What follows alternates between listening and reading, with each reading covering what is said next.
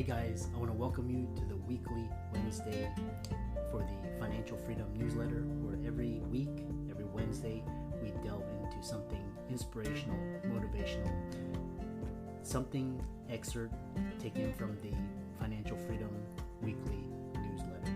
Wherever you are, if you're listening on Spotify, on iTunes, Google, be sure to click the like, subscribe, share, comment. And without ado, let's get into the show. Welcome everybody to this week's podcast episode for the Financial Freedom Podcast. I'm your host, Dr. Christopher Liu, and I'm always talking about freedom, time, financial, location, health, freedom. And I'm always scouring the globe looking for entrepreneurs, doing things on the cutting edge and making an impact. So today we have David Forman, and he's a web design and digital marketing expert. I'm always fascinated with web, online entrepreneurs, digital marketing, social media marketing, and I'm really looking forward to this conversation. So, Dave, welcome. Well, thanks so much for having me, Doc. I appreciate it. Yeah, I know. Like I said, tech is so scalable, and I'm always interested in innovation. Tell people about yourself, your background, and how you got started. Yeah. So I co-founded my digital marketing agency in 2011. So it's been 12 plus years of doing my own thing. I used to work in the retail world. You bring up a good point. I was stuck doing. I was a manager, and there was the corporate ladder, but it just felt like I was just going to be doing the same thing over and over again. It was just like, you just moved from office to office to office, and so.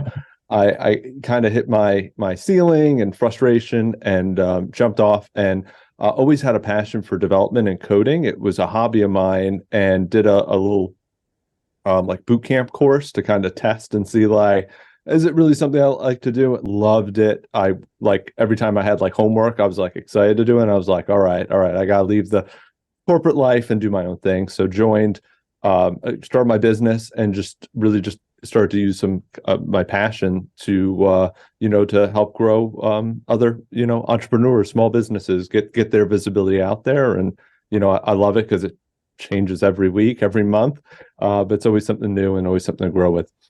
And it's fascinating. It's like once people like either people stay in corporate because they're good at it and they can play these games, or once you realize it's just like you got to go out on your own, then it's like, and then you start to. Interesting thing is, so you have a lot of expertise in website SEO. You have UI UX.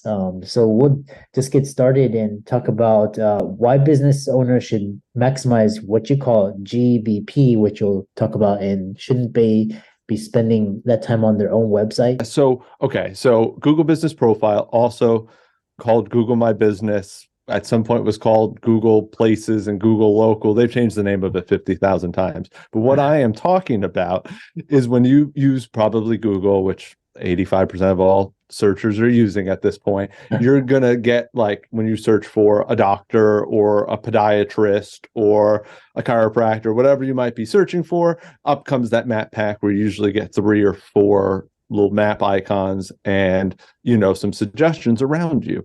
That is actually, in theory, separate from your website, and that is your Google My Business or Google Business Profile that shows up there. And what's really cool is that you can add to it. You can actually like kind of enhance it and make it stand out, right? Because it's competitive in its own space, even a little bit more different from your website.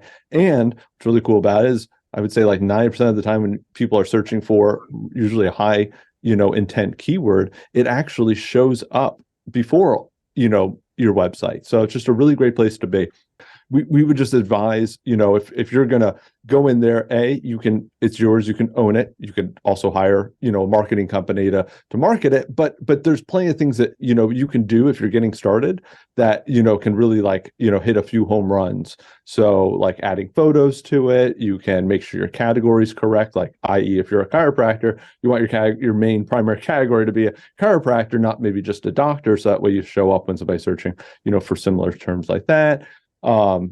You can, adding the images, there's Google posts, which are kind of socialist, but you can, kind of put in some notes and stuff, which is kind of cool. There's another thing called Q&A that actually you can ask questions on, that anybody can ask questions and you can answer them. So it just kind of helps to give some visibility. And again, these are just little things that you can just do on, let's say, like a weekly or monthly basis to give Google an understanding who you are, where you are, and that you have a pulse. Yeah.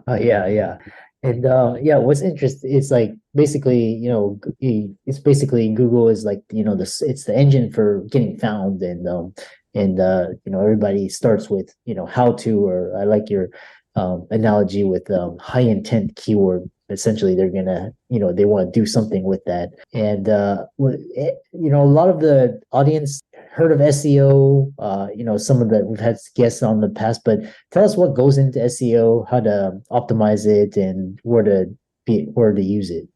Yeah. And SEO is a really buzzy word, but at the same point, it really what it is, it's, going back to the UX UI, right? User experience. It's really how Google is experiencing your website, understanding who you are and what you do, right? And all really, I would get SEO to really be understood as in trust. You're building trust in your space and who you are and what you are, and you are trying to build trust with Google so that they trust you for that search phrase, for what they're looking for, right? So if you think of it like that, now you're a little more intent on writing more content on a website, putting pictures that make a little bit more sense.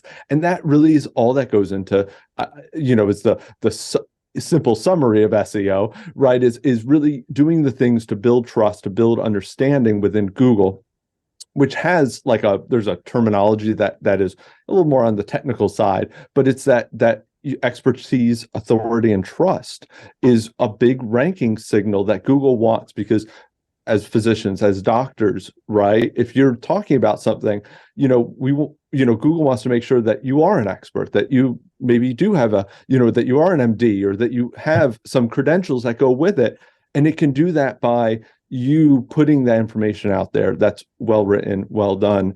And once it starts to understand that, you begin to rank a little bit more, and you begin to get more visibility. And that's really what that's the benefits of SEO. But that's like more of like the, I don't know, I'll call it the meta version of SEO, less on like the, put a title, put this, put that, because like on paper, that all kind of comes when you've, are really like putting the best content out there. Yeah. And I love it because basically, all you have to do is you create your message or your content, and the more niche down, the more specific you get, the better. And then basically all these algorithms, all the social media, basically they match that content with whoever's searching for things. So it's very, very powerful, very efficient way of, sorting out the market. So we'll talk about that. And then one thing is this idea with the website UX, website maintenance, and favorites like hacks or software tools, redesigning your website. Tell us more about that.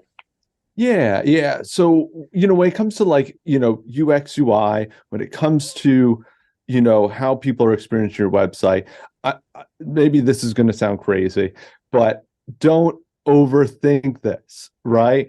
Figure out what you like, what type of again, we'll go into the physicians, right? We got physicians listening. We got to speak to the physicians. If you're a physician, figure out, how do you want to appear, but look in your space, right? Other doctors in, California, doctors in Texas, see what they look like, and have a idea on they usually have a picture of the doctor, a picture of the medical facility, some descriptions about the services that they do, a little about, which usually has like a a guy in a coat.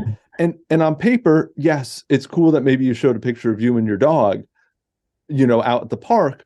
But you got to remember, if somebody just visited 3 other websites and they're looking for a doctor and they're seeing a guy, with a dog, that might not speak to what they're expecting. So it's sometimes you have to kind of pull yourself out of the, what do I want, or what do somebody that's visiting your website want, right? So when you're, planning and building towards that, it could be really good. We talk about like tips and tools and things. So let's say you already have a website and you're like, I don't know, are things going well, things not going well? There's some really cool tools that you can actually put onto your website. I'll use one called Hotjar. We use it for testing from time to time to see how people are experiencing your site, right? They give you a little bit of code, they walk you through it. There's a couple little steps, but once you do it, they'll, I think it's like they have a free version. It says it'll last forever, which is really cool. They'll give you 35 recordings of how people are experiencing your website. So you could see, like a heat map, like where people are clicking. Oh my goodness, I have a picture of an icon that I don't even have going anywhere, and 3 people clicked it yesterday. Well, that's a miss, right? But it's things like that just to understand that you can get, or they even have screen recordings that you can see, and they do some privacy stuff, which is cool. You won't see necessarily stuff that they might be typing in, but you're able to see, where they scroll. Do they scroll? Where do they go? Where does it seem like that you lose them? Maybe everybody goes down to the footer. Oh, I don't have my phone number in the footer. That'd probably be a good place to put it. So you can begin to start using tools like that to help you out. You don't have to be a developer or technical genius to do this stuff. You just have to be curious and to see what others are doing. Yeah, which leads us to this whole area where we're getting into Web3 and then AI as well.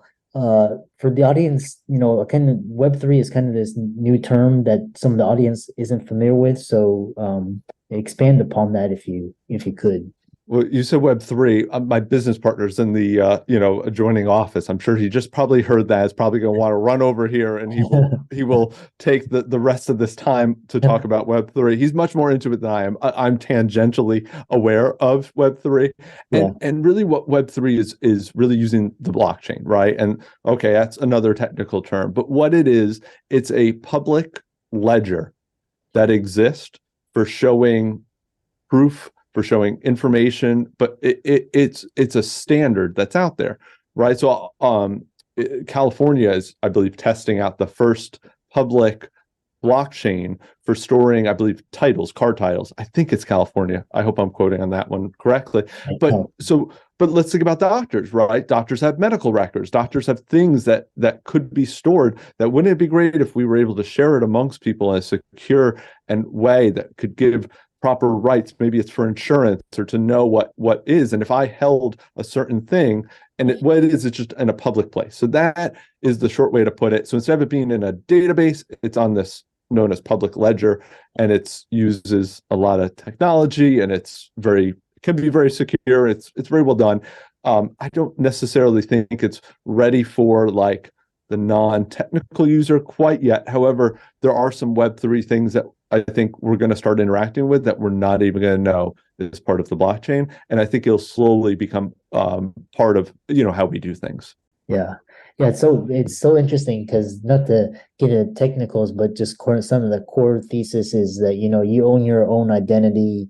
You don't have to, you won't have like login and passwords which get hacked. You own your data as well. So if you're a social media influencer, you can go direct through to your customer without usually through non-fungible tokens or some sort of token. But it's like well, like right. It's those things, right? It's like, cool. Maybe you're a doctor and you want to have like a subscription, right? And you can give 30 of these NFTs, right? I know it's a positive and negative thing, but it's no difference in like a membership, right? But it's putting it in a different place, and there's people there that are very interested in being a part of it. So that could be even a clientele that you can even talk to and can invite in, right? By just offering this thing up. And I think at some point it becomes a standard, but it's, probably just going to be renamed at some point. Yeah, and like I said, the medical profession, it's going through its growing, like I would say, growing pains, but it's trying to slowly incorporate all these principles. I'm also curious about where you see artificial intelligence, Chat GPT, and how this plays out, for creators, entrepreneurs, marketers. Yeah. Oh, okay. So I definitely went down the Chat GPT rabbit hole, right? I mean, at this point, who hasn't? I've thrown a lot of things at it, right? I've tested a lot of things over the last few months. It's been really cool. I mean, it's been awesome. A few things, I'll share.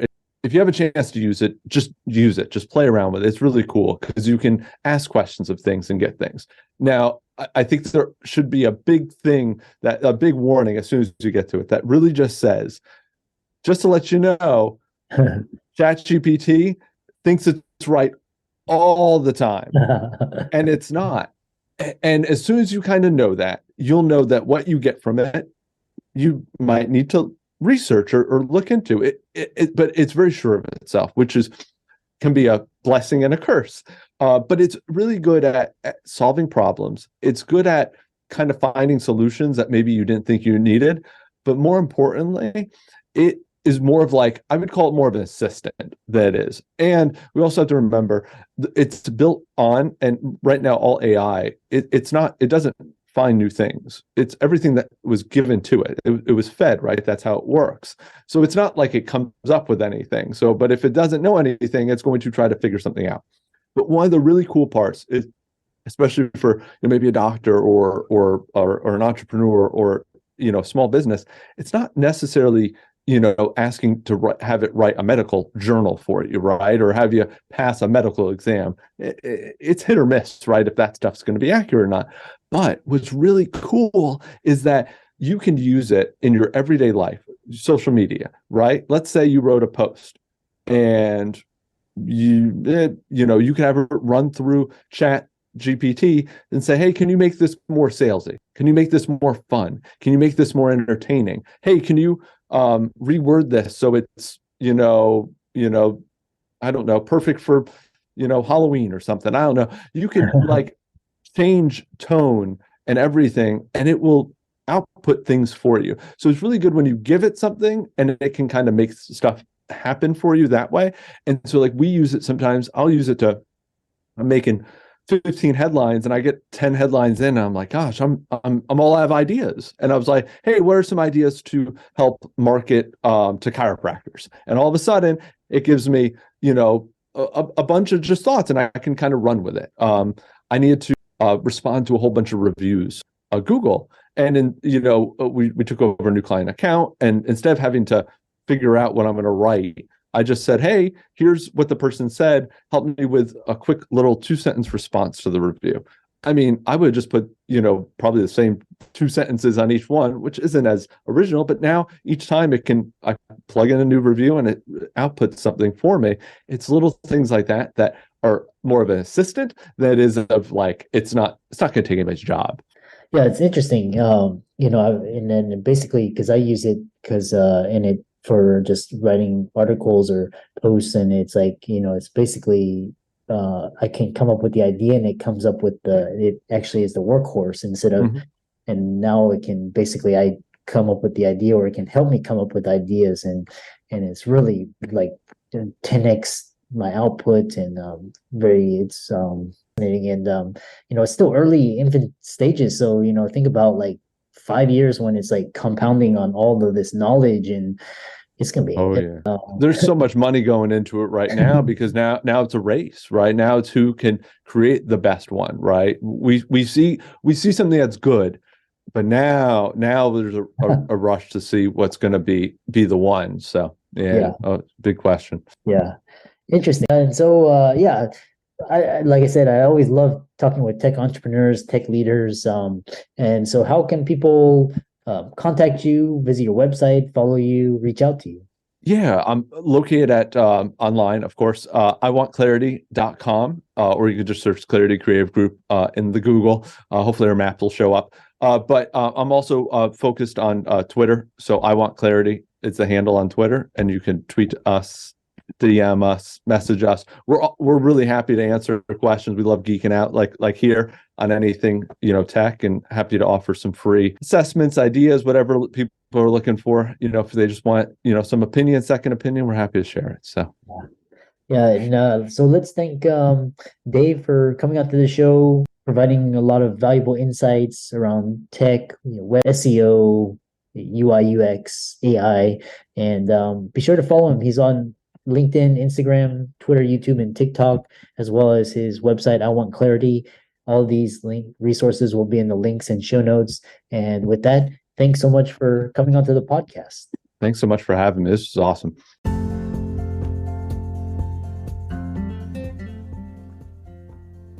I hope you really enjoyed that wonderful, inspirational, motivational piece.